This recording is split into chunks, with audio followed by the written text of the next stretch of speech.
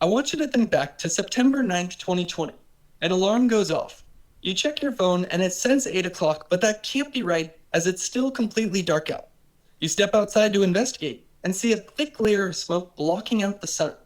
As ash rains from the sky, it might be the first time you think, man, I sure am happy to have this mask on. Or perhaps, I guess the Mayans were 8 years too early. But in the very least, you think, this is not normal. And you'd be right. 9 out of 10 of the largest wildfires in the history of California have all occurred within the last decade. It's understood that there's a wildfire crisis going on in the West, but where the question remains is as to what is causing this crisis in the first place. So let's return to you standing on that sidewalk, taking in information, and trying to explain what in the world is going on. You notice that the air around you is rather hot and dry, and you think back to last night as your window rattled because of the exceptionally strong winds. You might think to yourself, maybe warm temperatures or dry air has an impact on wildfire, and for sure extreme winds do. Now what if I told you I'm using the same method to solve this problem, but with an artificial neural network, which is a fancy way of saying teaching a computer to think like a human. The neural network takes in information, applies weights to the variables, and creates an explanation or prediction for some kind of phenomenon. And not to scare you too much about any future war against robots, but machine learning does have some pretty significant advantages. First, in order for you to have the same amount of data as what I'm training my model with, you would need 150,000 clones of yourself, evenly spaced throughout California, taking weather measurements every hour for the last 30 years. Now, that's probably doable, but then you'd have the problem of analyzing all this data. It'd be easy if for every degree in temperature you went up, 100 more acres burned. But in reality, there are no simple solutions. This isn't just a problem with you, but is actually a limitation to the traditional methods of science. While logistic regression tries to draw a straight line through the data, artificial neural networks can map out the exact complex relationship. Your final problem would be figuring out which variables play the biggest role.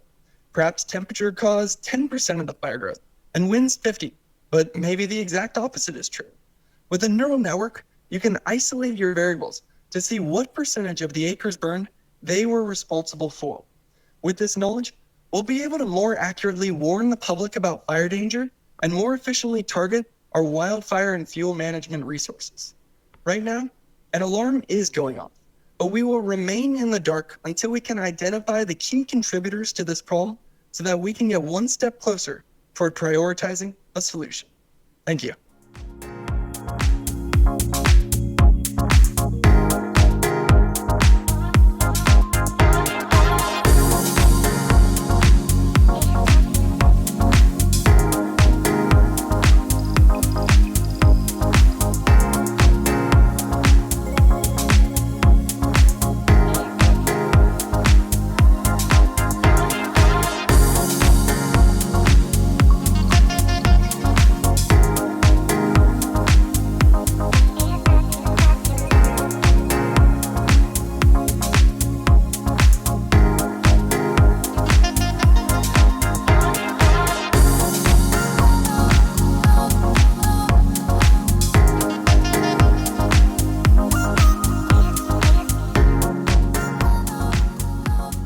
Ground yourself to the floor and lift one leg up.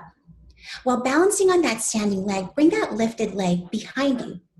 There might be moments where you feel off balance, your legs start shaking, and you might not realize this, but you are on your way to strengthening your proprioception, or what is considered your sixth sense.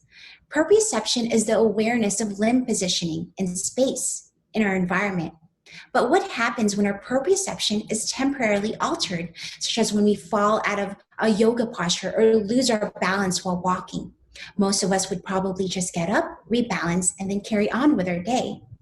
But let's take a deeper dive into the mechanism behind balancing on that one leg. A proprioceptor that is embedded in our muscle, called the muscle spindle, is responsible for that sense of body position. The muscle spindle can sense any changes in the length of the muscle, such as when we're balancing on that one leg. That information gets reported back to our brain, and with the help of a particular type of motor neuron called the gamma motor neuron, our muscle spindle can be carefully adjusted as our body adapts to whatever life throws in front of us. However, our knowledge of gamma motor neuron is so limited, even though they play a role in motor neuron diseases, such as ALS or Lou Gehrig's disease. In ALS, the motor neurons of the brain and spinal cord deteriorate. And without these motor neurons, we lose motor control. So imagine not being able to walk, to smile, and eventually to breathe. And this is not an over-exaggeration. This is a daily reality of ALS, where 90% of the diagnosed cases appears out of nowhere with no known history of the disease. In ALS, one particular type of motor neuron is not affected, and this is the gamma motor neuron. And we currently do not know the reason behind this.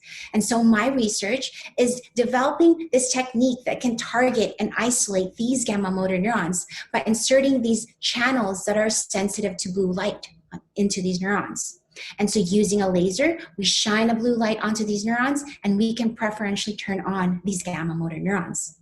In this way, we can study its role in proprioception and even potentially unravel the mechanism behind motor dysfunction. And so I encourage you, at least for a few minutes today, challenge your proprioception, strengthen your proprioception, try balancing on one leg. Thank you for listening.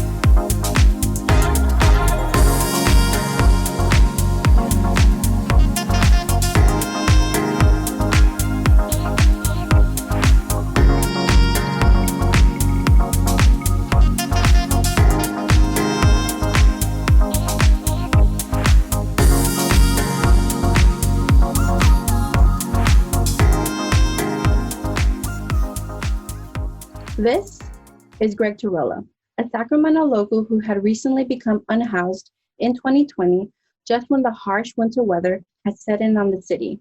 He was interviewed about warming centers and the city's strict requirements for opening them. In this interview, Greg stated that he did not know warming centers even existed, as the city had not opened one in 4 years.